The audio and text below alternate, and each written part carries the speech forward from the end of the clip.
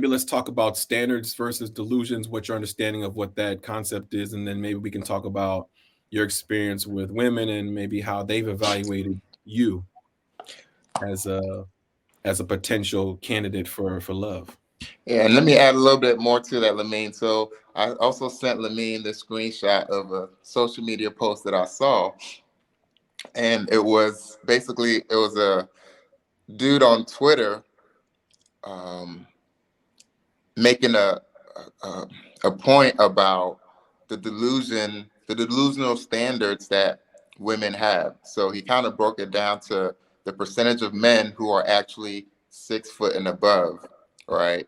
And then then he broke it further down to percentage of black men who are 6 foot and above, and then the percentage of those men who maybe earn a certain amount of money, and then the percentage of those men who go to church. Right? And in the end, it was like 3 out of 100, right?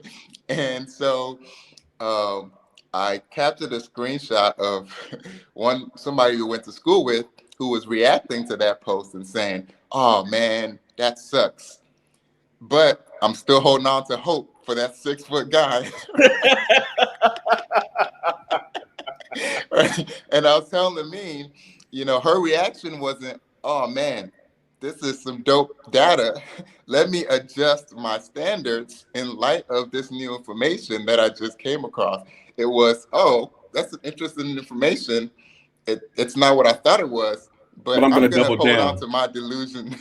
Right. Yeah. Anyway, so That's a great point that he's pulling up. He's calling out. I think that's probably maybe the main thing we should focus on is it's interesting to think about women's expectations for us. And let's drill down a little bit more into we're talking about black relationships. That's where I want to go with this, but we can zoom in and out a little bit. But this was a black woman, if I'm not mistaken, right? Is it fair to assume that you think she's only talking about black men when she makes this oh comment? yeah. I mean, because a lot of black women, let's face it, are like, I don't know what the data is, but I know from my experience, a lot of black women be like, "I'm into black men. I ain't into any other men," kind of thing, right?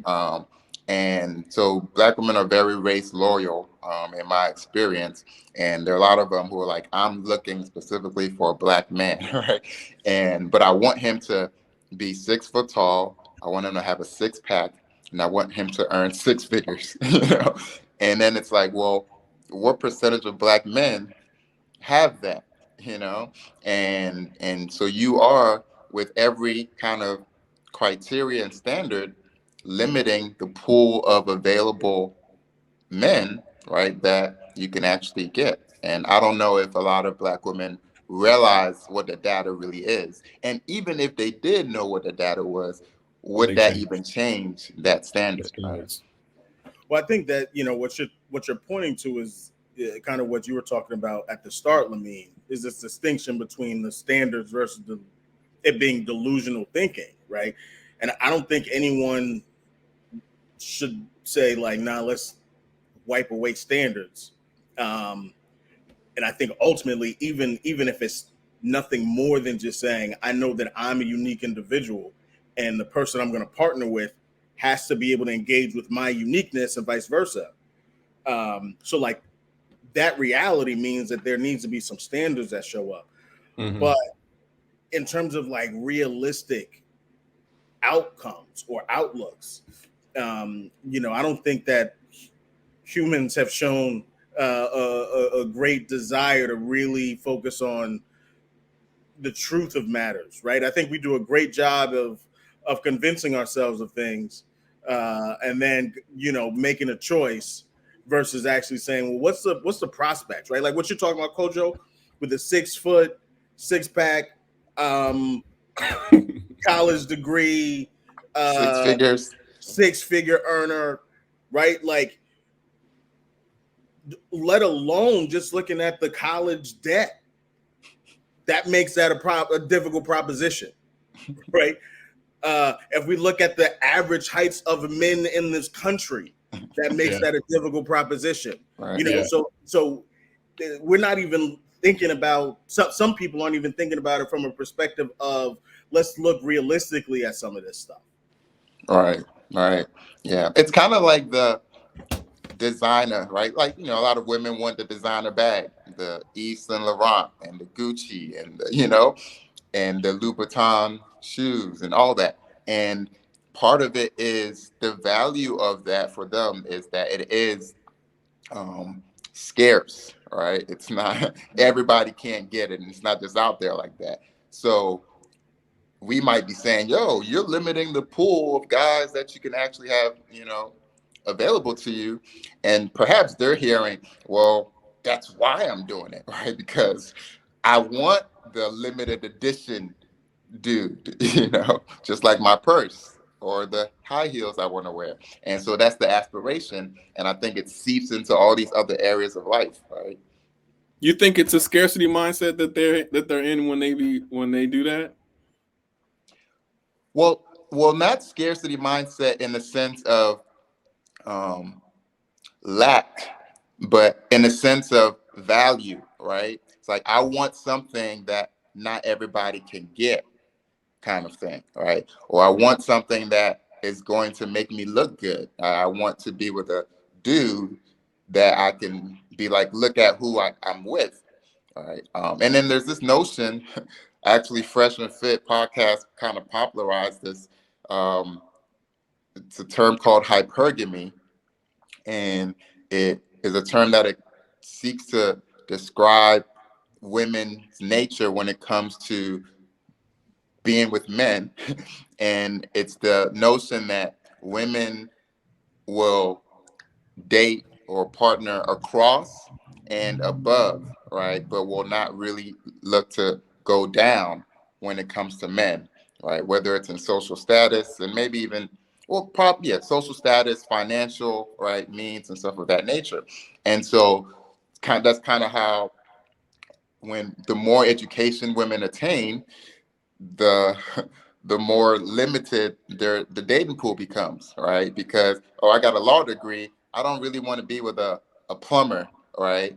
Or a lot of them get professional degrees and kind of eliminate the blue collar guys, right? Because they kind of see those guys as beneath them, all right? And so I mean, it's kind of that notion of I want somebody who's above me, not Yeah. below me.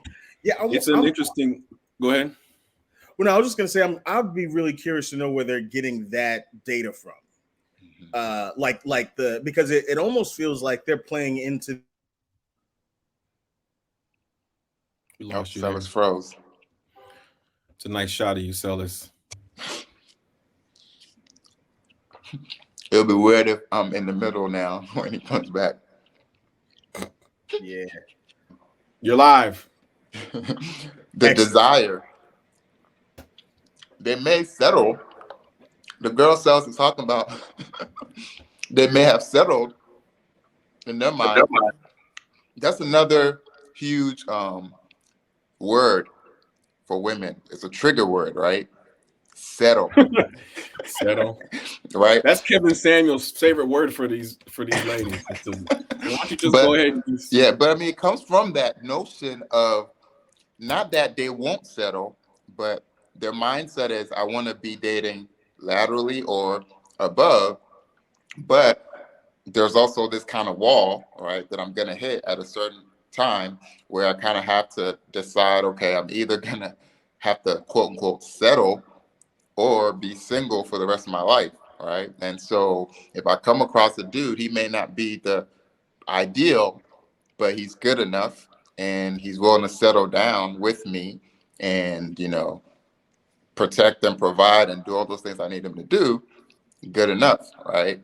But the question to that woman is, are you with the best person that, you think you could be with, right? Or do you feel like you kind of settled, right? it's interesting because you talk about like women's expectations for a partner and whether or not there's a market out there for what they're looking for. It's to the link that you sent, Coach, that to your point, like it's a really small market. Are they conscious of it? Are they willing to change? And I wanted to circle, or at least spend a little bit of time talking about the value of a black man, what that perception is. It's a loaded statement because it's a very nuanced thing, and there are lots of things that affect what we deem valuable. But here we are, three men, um, more or less in the same, I guess, demographic category, economic status, etc. Talking about this. I'm interested to hear what you all think about our value, at least in America, when it comes to women who might be checking for us or not. What do you think, Selas? um, that's a hard one. That's a hard one. Let me think on it. Coach, Yeah. The thing is, the whole thing about a market, right, is, who's in the market, who, like Lamin said, who's the prize, who has the leverage, who has the options. All right. So I always say, numbers wise, there are a lot more women, especially in the black dating market. There are a lot more women than there are men. Right. And so if every woman, if you paired every man with a woman, there would be a whole lot of women left over. All right. So just by that, before we even look at, actual intrinsic value of anybody else, just by the sheer numbers, black men have value, right? Because, of how the numbers go. And if you're high value, right, whether it's having any of the things that women want, like in terms of looks, in terms of economic status, all right, in terms of charisma or any of those things, all those things add to your value, which then gives you options, which then means what are you going to do with those options, right? And so you can look at how this creates all these other dynamics. Like you have the side chick movement, right? A movement. It's never been it's a lifestyle. Okay. Before all three of us were born, it's been a lifestyle. Don't put a but movement. the thing with that is, if you have more women than men, and you have women competing, most women competing for the top men, right? That gives the men options. So I can have my LTR, my long-term relationship, but I can also have a side chick because there are women out there who didn't get the long-term relationship. And then the women get to a place where they're thinking, well, shoot, I'd rather quote unquote share a valuable man than just going down and pair up with somebody who I'm happen to settle for, right? So yeah, so I mean, there's a lot of different. I think the whole notion of value is interesting because we can't just talk about the value of black men in general, right? Because it's gonna differ, right? And then it's about what what do those men of value do with the value that they have. So in the news we have was a basketball player Tristan Thompson, right. who is dating a Chloe. Kardashian. I think it's Chloe. Yeah, and he keeps like cheating on her, and and he just recently had another baby by some other lady, and all these different things. And she's been with them and is staying with them, and it's just interesting, right? So anyway, so I mean, I think that's that's one aspect of value in the marketplace is the fact that we talk about the delusion, right? And maybe the delusion is not necessarily a delusion. It's just a matter of it's communicating that most women are going after a small percentage of men, right, at the top of the scale, who they deem to be valuable. And so that is what sets the whole market, right? And then causes these kinds of behaviors to, correspond to, what happens in the marketplace. Yeah, I think the reason why I struggled with that at the start is like I have a hard time thinking in terms of market value without thinking about Kevin Samuels' high value man. Right? And It didn't. I promise you, it didn't come. I was not trying to bite him. Just letting no, you I know. know, I know you Yeah. weren't, and based on our conversations, I know where you're going. But the like when we're thinking about, well, maybe it'll make more sense when I explain it. I think what he talks about is one particular layer uh, of the population, and so those are people that are seeing the value proposition primarily through like an economic and power lens, right?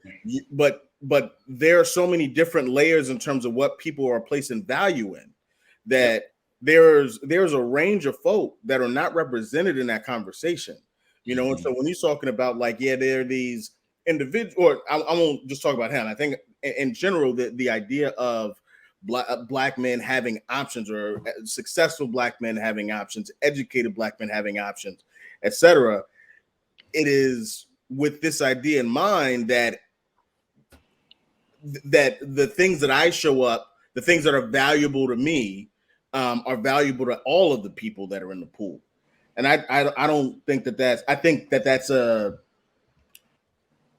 some ways that shows up, but I think that there are people that are going to have way more emphasis on whether or not um, their partner is an active contributor in the household than if they are this high value man that makes the 10K and has whatever, I mean, the 10K a month or whatever the 10K criteria. is thick. If that's what I was about to say.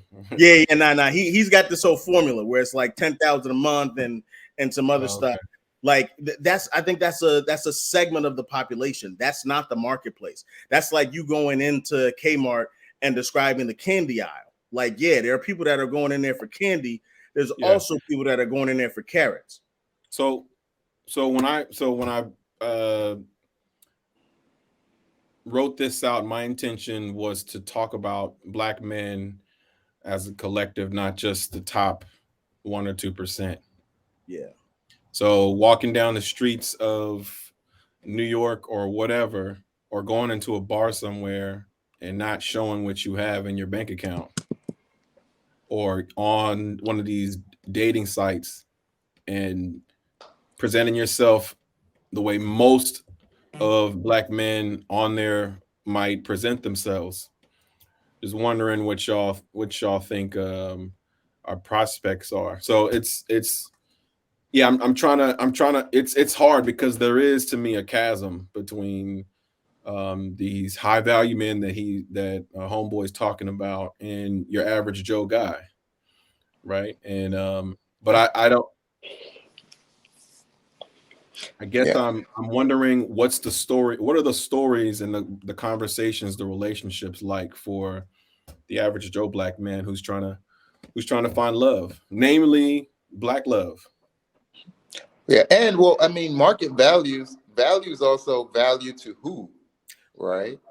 Right. And so it's like, you know, and the new kind of flavor of the month topic now is the fact that uh, there are other I women. answer your question, Kojo. I'm sorry, but I'm Oh, just gonna say to you when we're saying value to who, I'm talking about black women right now. okay, black women. That's what I'm Yeah. talking about, black So women. I think I don't want to get off topic, but partly I've heard a lot about because perhaps black women are not valuing black men the way they ought to be valued, or are perhaps underestimating the value of black men. There are other races, maybe Latinas, for example, who are realizing, hey, black men actually do have value, right? Black men actually come from a matriarchal kind of society and community, and the men actually are, the kind that will be more empathetic and more in tune with the kind of soft side, I guess, or whatever, that may be valuable to them, and so now they're checking for black men, right, in a way that black women may not be checking for them, and so yeah, so I mean, I don't know, and it's interesting because I think both black men and black women are very race loyal, even though the discourse, public Do you have discourse evidence to back that up? Because may black not. men Yeah, date yeah, everybody no, The the under the numbers are data sun. high. shows that. The data What? shows that. The numbers are high, bro. It's like Yeah. it's in For the men? 80s for both. For both. For both, it's in the 80s. We're focusing on like a 7% difference between black men and black women in terms of race loyalty. Yeah. It's really small. Yeah. It's crazy. It's true. It's true. I'm gonna We're need both y'all to we're send me both some sources. race loyal, but there's this outsized focus on, it's kind of like black on black crime, and this whole notion of that. But there's this outsized focus on where we disagree, and then the public discourse is all about black men hate black women, and black women are down in black men, and black men don't protect black women, and all these different things that we hear. But like, we are still with each other, and a lot of black men will be like, I'm not going for anybody else but a black woman, right? And vice versa, right? And so at the end of the day, I think black women value black men, want black men, desire black men.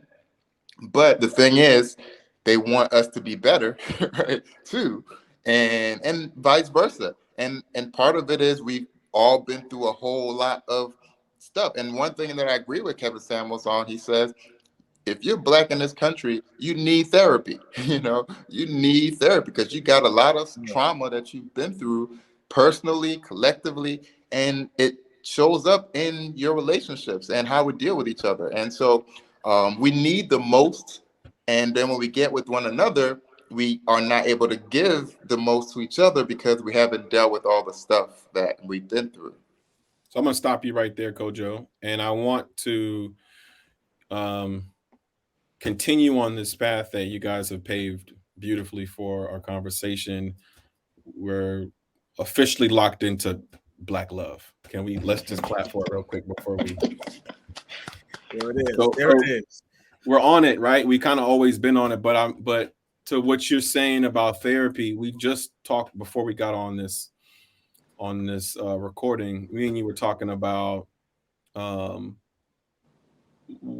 what's the role of a potential partner or a significant other while someone has to do therapy or explore whatever trauma that they may have. And there's a question of whether or not you need to be present or available for that stuff versus move on and let somebody do their thing and then come back when the time is right. And I was basically trying to make this point to you. I don't know if you're still there, Kojo, but I'm gonna keep I'm talking. still here. I don't know what happened on my camera. Just trying to make this point to you that I think Black relationships require a level of sacrifice and empathy that other relationships haven't necessarily needed.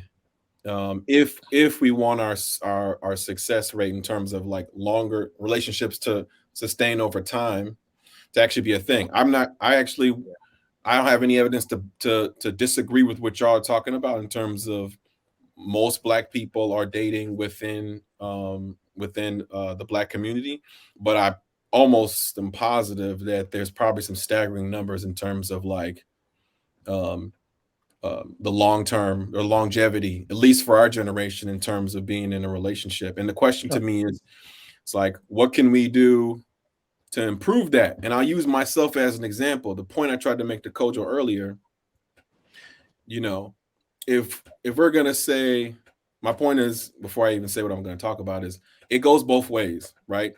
If you're dating a woman and she has some issues, some baggage that has to do with men, and she's bringing into the relationship, or maybe she's not demonstrating behaviors that would allow for you to have the most collaborative and harmonious relationship, do you leave and let her go do her therapy or figure her own shit out, or do you stay and find a way to work through that stuff?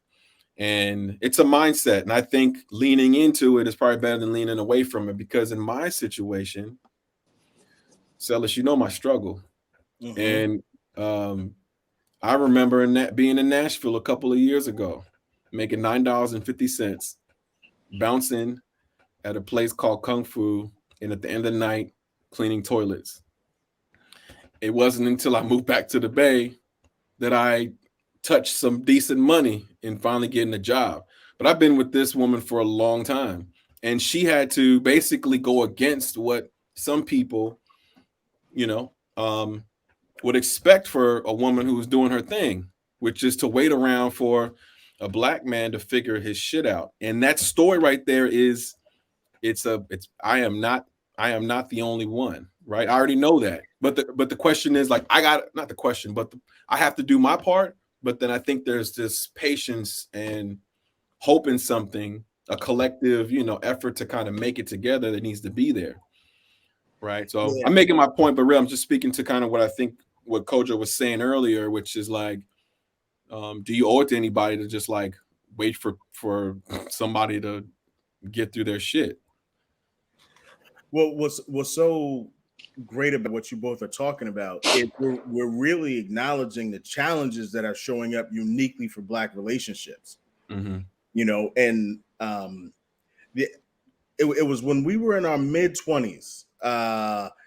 And as I describe it, you may recognize the time that I'm talking about. It was a moment where a number of the Black men in our circle were in relationships with Black women that they wanted to make work, and I think all parties involved were really engaged in trying to make it happen, and it just wasn't working. It wasn't it for all of us, right? And at the same time, our white counterparts are going through this like marriage stream, and everyone's getting married, and it was odd because and I think it was really talking about it was really about what you all are talking about is this additional pressure that is placed on the relationship by both of us needing, and I think it was you, Coach, that said it. We need so much more of one another, but also don't have the capacity to to give all of that, right? Um, Mm-hmm. and I think that's a silent killer in Black relationships. Like it's a very ever present thing that shows up, and I mean the weight of dealing with the myth of white supremacy is is heavy, right? And it shows up every day in everything that we do, and that's a thick fog to show up in your relationship. Yeah, no, it's so real. And there's so many competing narratives here. Because on the one hand, the world truly doesn't owe you an understanding, right? You know, and even Black women or Black men with Black women don't necessarily owe each other any understanding, right? So somebody can say, yo, I get it, I understand. You've been through this childhood experience, you've been through this trauma, you've been through that. It affects how you show up in this relationship. And I can love you from over there, and you go get your stuff together. And, I love you, but we don't have to necessarily be together because we may not be good for each other. Right. Which is perfectly fine and healthy as well. Right. And, if you have the wherewithal to say, no, we're going to stay together, see it through, then there's that as well. All right. And, and so there's that. And then there's also the notion of, hey, how about maybe just genuine desire or um, history of acceptance within my racial group? Because I hear a lot of Black men who may have decided they're giving up on Black love, right? Because one, it's just, I need too much, right? And or she needs too much, and I don't have the capacity to give that, right? And or growing up, these folks ain't like me. I was rejected by Black women. I was called a square and a nerd and all these different things, right? And I went to private school. I lived in the suburbs, and I was around white women or other races. And so that's who I fell for. All right. Uh, and so there are all these different dynamics there. What Lamin you're talking about is like, if somebody that I like, the person I'm describing hears what you're saying, it potentially makes them feel like, dang, so am I being disloyal to my race? Am I not sticking it out? You know, and that's not how we normally talk about love or relationships in the in the broader kind of public discourse, right? Or even growing up, it's about love. It's about falling in love. It's about, building this individual relationship. We don't really talk about it as this duty that we owe to our people, right? Or our race or anything of that nature. So it'll be Let me tough qualify. to, to change, and all of a sudden now it's Yeah. about duty. I think there's two things that come to mind. One is, are we conscious of the implications that come with the decision that we make to break away from a black relationship on both sides, right? Like guys who are quick to not quick or just decide to just break up with a woman, a black woman, it doesn't work out, and they explore their options or whatever. Possibly, eventually, to kind of some of your point, you might start to open up to other ethnicities of women. On the other end, you got women who might say, "Oh, I'm giving you 6 months to figure this out," and then you move on to another person, and then you stumble upon another person. I don't know, maybe who doesn't have their stuff together, right? So I'm just thinking like we're all in a weird quagmire Mhm. in terms of black relationships. And yes, you could say, Kojo, that there's like a sense of duty in terms of like maybe the tone in which I was speaking to, but I was just saying like, every relationship requires sacrifice and effort. You guys know that. But I think ours uniquely requires like grace and empathy in a way that maybe others don't because of these external forces that are raining on us on a day-to-day basis as individuals. And that's kind of what I'm speaking to. It's just like Mhm. um yeah, you don't have to stick around with one person, but I promise you, I'm pretty sure you're going to run into something in another relationship. And Right. I would say it's a decent probability that if you choose to be with another black person, you're going to have to face some of this stuff too. Yeah. I mean, I'll, a vulnerable moment, and maybe I shouldn't share this, but I'll share it anyway, of just thoughts that I've had, right, in the past where, you're in a black relationship and you're feeling the pressure, right? You're feeling like, yo, I need a lot more support that I'm getting, right, emotionally to deal with all the shit I'm dealing with in the real world. But then you look across the room and you're like, yo, she also needs a lot more support than she's getting to deal with all the shit that she's dealing with in the world, right? And we just can't give it to each other, right? And so if that relationship ends and now you find yourself exploring your options, it crosses your mind that, well, maybe we ought to explore outside of the race, right? Maybe other races should be bearing the burden. Mhm. Can I ask you though? Well, Can I ask wait. you though? Is it an actual thought in your mind to go, maybe I should date a woman who was not black? Because for me, before getting married and being with Jasmine, that never crossed my mind. It was always like, oh, I'm down for whatever. It's all whatever. Right. If it shows up, if it shows up, then, but I'm not seeking it. Yeah. Yeah. Yeah, Do you? but see, when you get to I the was really asking though. well, no, you get when you get to the place, like I remember there was a point in our lives, maybe mid 20s, maybe as we're approaching 30s, where we started talking a lot more. We became a lot more race conscious, and we became more conscious of the implications of our decisions, right? And so I think when you're at that place, that's when I started to get away from just, oh, I can just date anybody, right? And I started thinking about, if I date a white person, there are implications to that, right?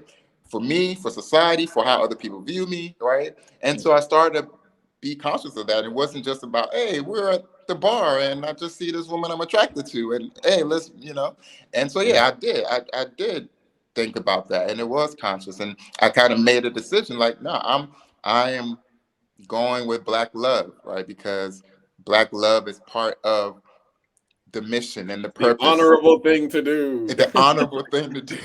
Well, he was a little idealistic, right? Like we remember the idealism of Kojo before his the politics made him a little grittier.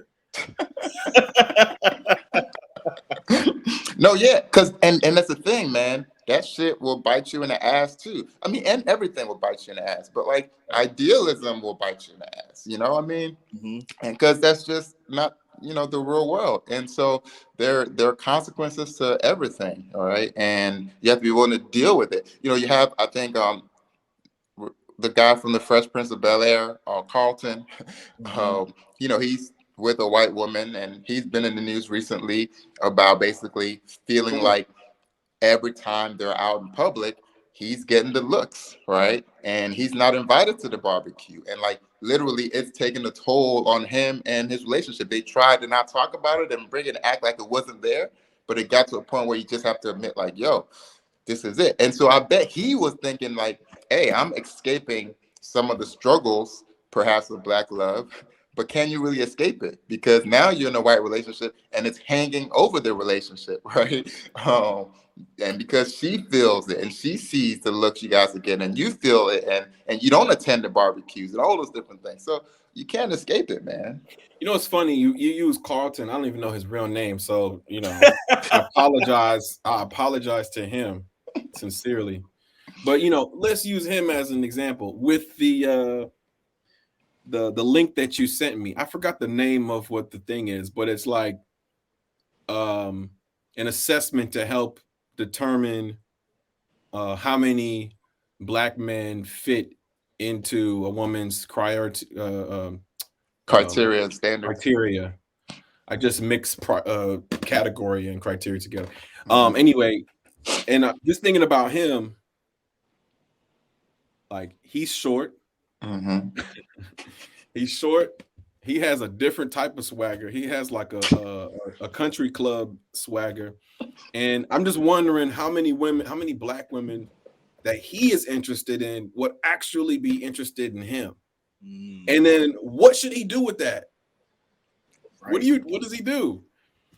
That's real. Because he got probably rejected by Black women, because Black women don't play about their height, they don't play about their dick size, they don't play about they don't, right? And Wait, are you so, implying that other women don't care about dick size? dog, I'm just I was saying, about to man. say, like that sounds like that's a big list. Chill. But the thing is, I think the frustration with guys like him is, yo, y'all weren't checking for me. And then when I went with Becky, all of a sudden, you looking at me crazy. What am I supposed to do? You know what I'm saying? So, So in Nashville, that was my whole experience as a bouncer, is to see the dirty looks from the interracial relationships from groups of women, seeing mixed couples and stuff. yeah. It was crazy. Yeah, that probably felt a little different than Mr. Days. It's actually pretty similar. If I'm gonna be honest with you. Yeah. Yeah. They But just had a it's southern accent. interesting. It's interesting because and I know why that happens, right? Because not that the Black woman giving gazes at Carlton and his white wife want him. They just take offense to the fact that he chose her, because they feel like it communicates a larger point, right? Um, and it's more of a rejection of them. And that brings us to the whole topic of high profile, successful Black men um, seemingly and to a disproportionate rate being with women of other races, right? So it's the whole notion of the Kanye West, lyric of, and when he get on, he leave your ass for a white girl. And I think Black women have this kind of mindset about, feeling like certain Black men feel like once they get on, having a white woman is a symbol of success, right? It's almost like that's the prize. And so, oh, now he's famous, now he's rich, now he got on, now he's gonna go be with a white chick, you know, and so that's kind of that deep seated feeling of rejection, and that's what they're responding to. So Did you mention Kanye when you said what you just said? I did quote his lyric. The irony in that, though. Exactly. Well, I guess he was a prophet. He was telling us what he was about to do. Right. That's why he is Jesus. Yeah, but also, this is we bring up Kevin Samuels, and so he talked about this a lot too, and I think it has some merit to it in the sense of, let me not say it has some merit to it. I don't know, but if Mhm. you have options, let's say you're a Kanye or whoever who is a high value, successful man, you have options, you have women from all different races, right, at your disposal, and the way Kevin Samuels describes the preferences of high value men is they want peace, no stress. They want submissive women, right? Women Kojo, who are where going you to going with cooperate this? with them. They're not caring about the income of the woman or even their education necessarily, because I got my money, I got my stuff, all the stuff. I'm a provider and all that, right? And so and then there's this perception when we say submissive, Black woman ain't what comes to mind. Let's not saying that Black women are not submissive, but I'm just saying in the public discourse, right? If we're playing word association, if we said submissive woman, Black woman wouldn't be the first to pop up in your mind, right? You wouldn't be screaming that to Steve Harvey on the show. And so yeah, so I mean, I think there's this notion that white women, let's just be honest, there's this notion that white women are more docile, more agreeable, right? When Um, can I and play some lawyer on you real quick? yeah, go Some ahead. lawyer. What you're the conversation you're bringing up right now is framed as like anecdotal points, but then you also you just threw in a little bit of let's be honest. So I'm trying to measure or assess how much you actually believe in what you're saying versus what is the outside voices that you're trying to bring to the Yeah, right. conversation.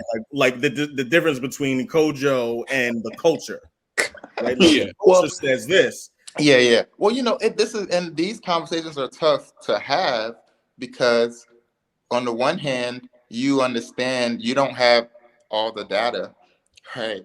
And so there's like the data that might give us some insight into what true reality is, and then there's the public discourse that could be wrong as f, and have nothing to do with what is actually happening. And then there's your own personal experience and an anecdote, which is just applicable to you and could be true for you and not true for anybody else. So it's tough to kind of talk through all those, different points. But for me, I I think there are submissive Black women and there are combative Black women. There are submissive white women and there are combative. I don't think it's a matter of race per se. I just think there's a lot of stereotypes out there. All right. And I think I've met all stripes of women who behave in all different types of ways. All right. So I don't really play into that. I just think we talk about it so much because there's this sense that there are implications, societal implications to our personal decisions. And so we are trying to justify or our decisions or trying to negotiate what decisions we should make and trying to go for our preferences and what might be good for us and hoping that isn't to the detriment of society as a whole, if that makes Some of sense. us. Some of Some us. of us, yeah. And Right. part of the criticism that comes is to make you feel as if the personal decision that you made is Yeah. having a detrimental effect to the rest of society, and therefore you should feel bad about yourself. But in my own opinion, Carlton should not feel bad at all for being with a white woman. Now, if Carlton was coming here talking about, oh, y'all see my white wife? She way better than y'all black women, right? And y'all black women are just the worst. Like if he's speaking down on black women and using his white wife, right, to justify that, that's when it's wrong, right? But just solely picking and choosing a woman that he feels is going to enhance his happiness and his life is not an indictment on anybody else, and it shouldn't be Right. taken as that, and we shouldn't cause him to feel that way. You know. Yeah, I'm there with you 100%. It actually just kind of circles back to the first thing I brought up in the beginning, which is the two dudes from that podcast both saying that they don't ever really um date black women, yet they had a lot to say on that particular episode, um which is why I guess they're in the situation they're in now. So I guess the takeaway for me is everybody do what they do and keep other people out your mouth that you're not interested in. I mean, Mind your I don't know. business. Life is simple. If No, but I think I do. I'll say this: uh-oh. we need, we need, we need to get our shit Uh-oh. together, right? We do. Who we talking I about? need to, I need to go get a therapist. You need to go get a therapist. She needs to go get a therapist. Like there are adverse childhood experiences we've been through. There's trauma that we've been through, um, and I think Black people, ideally, for the most part, want to be with each other, all right? But um, we've hurt each other, all right? I mean, my sister sent me a text the other day talking about, have you ever heard of um, Black femicide? I was like, what? All right, I had to What does that look it mean? up. And it's basically this notion that Black men are killing Black women at an alarming rate, right? It's like, one every 4 hours, something like that. It's just crazy. And it to her, she was taking this like, yo, this is very serious and people are not talking about this. And why do Black men hate Black women so much? And that hurt me. It pained me. I didn't say anything, I kind of just tried to encourage her. But, I don't we don't want that. We don't want this narrative out there that Black men hate Black women or that Black women hate Black men. But I think we are hurt and we've been through a lot, all right? And the broader society is not going to give a F about trying to understand that. And we have to take control and ownership of that and get therapy and, get through our stuff so that we can be better for one another. And also, if you're not good for each other, it's okay to be like, we can still love each other, all right, but be apart and get ourselves together, all right. And so, that's how it goes. That's my feelings on that. I just had two thoughts that crossed my mind as you were just talking about black love, thinking about the mean streets of ODU and pulling up in the car, or at least seeing a guy or guys pull up um, by some women and try to get their attention, and the women dismiss them, and then it goes from "Hey, hey, baby" or "Hey, love" to "Well, then fine, if you." Yeah, you ain't no good anyway. Tell Sound those great. guys to have some grace. And then the other thing that came to mind was my wedding. I remember I'm not gonna name any names, but there was somebody on Jasmine's side. Actually, both people were on her side, and the guy was interested in one of uh, Jasmine's friends and tried to express interest to her. It's like both young, eligible people. It's a wedding. That's kind of where that thing happens anyway. And the I heard the kind of like the aftermath later when we came back of what happened, and the woman completely dismissed him um based on what he was wearing, and she told Jazz that she thought he was gay. And obviously nothing wrong with being gay, but my point is it's like he's expressing interest in you, and just based on how he looks, you're just gonna write him off because you think he's gay. And I'm just like, this is just like, I don't, if there was ever a perfect opportunity for black love, and that Selas, you was at the wedding, it was an amazing, Oh my God. ambiance. It's like, damn, he can't even get a number or a date. So we gotta pray for black love. That's real, man. And what you said, Kojo, about seeking out that help and that support, I think is spot on. I mean, I could go into what my real thoughts about relationships are, but that'll keep us on for an hour. But Nice yeah, save. but I do think there are real calls for grace and like greater understanding. I think we need to give each other a little bit of space to not only. I think we need to give each other space to be able to get the support we actually need. And sometimes that means seeking support from multiple different spaces.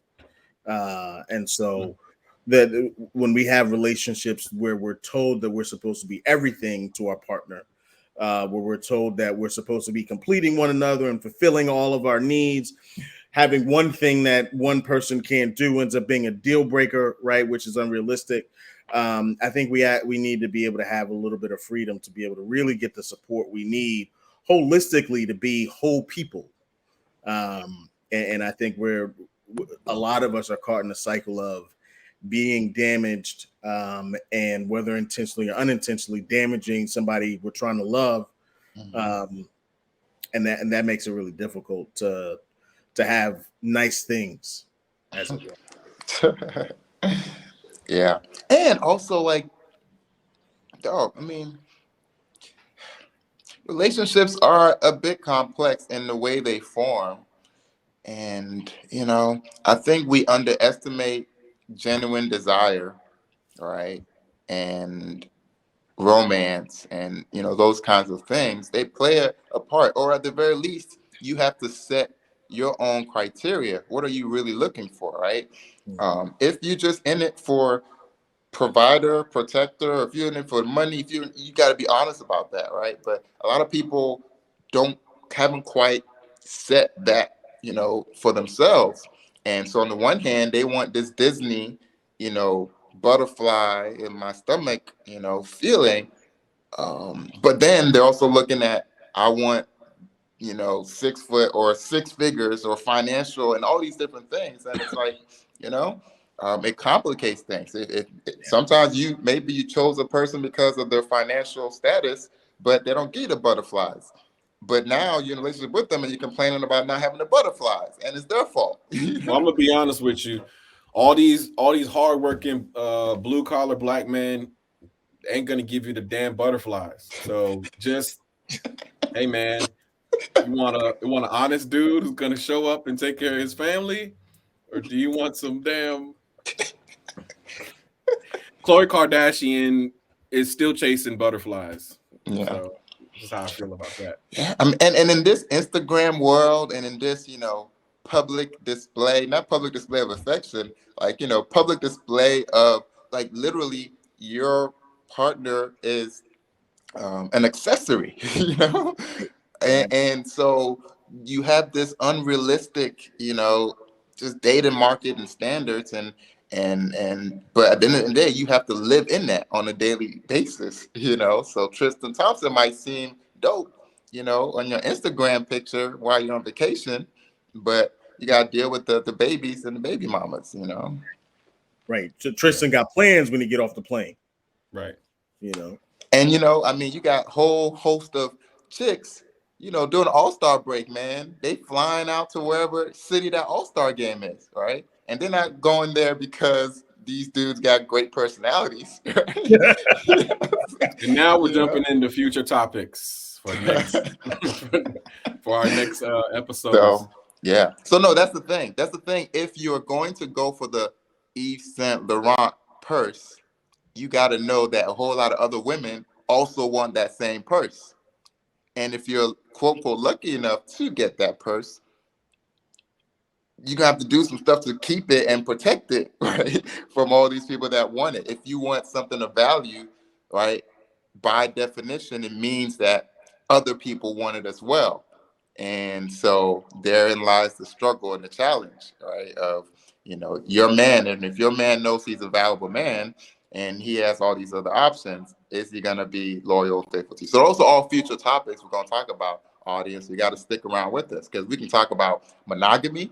Another Kanye West lyric was "Love is cursed by monogamy." Yo, Lamin, cut his mic off, man. He's starting to preach. Cut this man's mic off. Oh shit. Hey, Right. listen, guys. Thank you so much. This was fun getting back on track with you guys. Look forward to the next conversation. Yeah. Comment. Yeah. My wife We actually got a request today. Authenticity. My wife is calling me, telling me to leave. He says time. He says time to go. Listen, cut Kojo's mic off. I can hear him. Yeah, blame it on Selas. Give Jazz our best, man. Good seeing you guys. Let's wrap.